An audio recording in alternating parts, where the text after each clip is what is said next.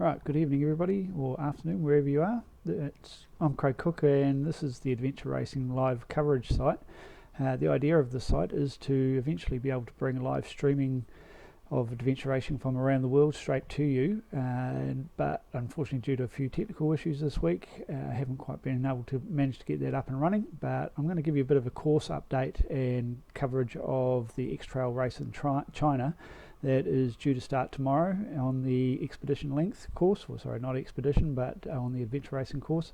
Today they're doing the prologue, and so I'm just going to shrink this down and show you the course. Now, if you don't know where it's actually happening, it's up in the far reaches of China, and as you can actually see, it's surrounded by Kazakhstan, Mongolia and Russia, so you couldn't get more isolated or remote, and it really is tucked in that top corner of northwestern China.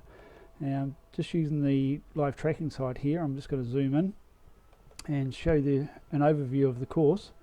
It's approximately 300 kilometers long. It's made up with two trekking legs, one to begin with, kayaking, then another trek leg, and then a long mountain bike ride towards the finish. It's oops, wrong direction. The mountain bike towards the end is got a pause in the middle with abseiling and such things, other activities in there, and I understand somewhere along the lines they're going to do a couple of hours of noodle cooking, which sounds rather interesting and certainly a new endeavour for adventure racing. Not quite one that I've heard of before, so that will be very interesting. Whereabouts that's happening on the course I don't know at this stage, so we're just going to zoom in on the course. So the green is the trekking legs, the blue is the kayak leg on the lake, and then the large red one down towards the bottom here heading southeast is towards the end and is the mountain biking leg. So we will just zoom in a little bit now, and the first trekking leg is 53 kilometers. Now the fastest estimate time for this is 9 hours to me, which is pretty quick, but these guys will be going pretty hard out, so that's not totally surprising. But at 6 k's an hour it certainly is pretty quick, but the terrain doesn't look too difficult, so this might be quite achievable, and we'll just have to wait and see how that develops.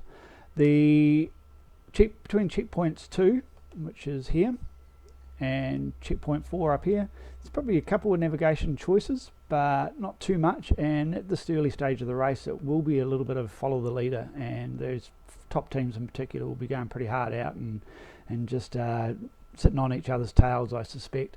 Now, with a 9-hour time for that first trek and then 3 hours for the 34 kilometer kayak, that is a total of 12 hours. To me it seems a little optimistic at 11 k's an hour for the paddling, but we'll just have to see how that pans out.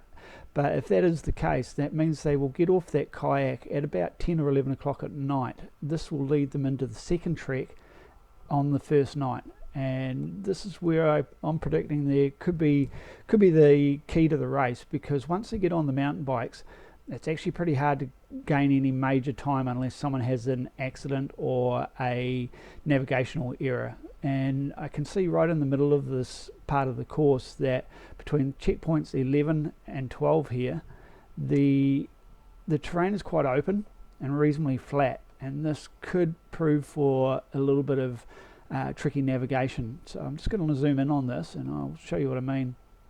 And just over on the right hand side here, there's like a couple little stacks of paper. If you just put your cursor on that and come down to open tracking, open topo, it changes the view a little bit. The terrain with the contours are still there, but it actually shows you a little bit more of the gradient, and I'm finding this just a little bit easier to follow and look at, and gives you a little bit more detail.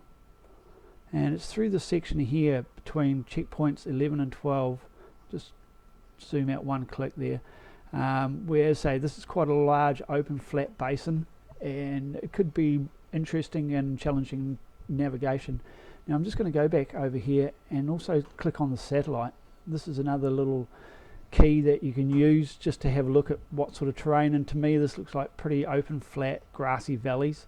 It doesn't look like hard high alpine rocky terrain, but being open and flat sometimes can make the navigation more challenging, and particularly at night time when, you know, obviously it is dark, but you've got an open expanse. You're looking for a valley on the other side of the this flat area. And so as you can see, there's a valley here running more southwest and another one here. If you get in the wrong valley, you're going to be fishing around in here looking for a checkpoint when it's actually over the hill here. So once they get into this valley here and start heading down, once they find that checkpoint 12 and start heading down the valley, get in that right valley system, they really probably can't go too far wrong, and then they'll be down into the mountain biking stage.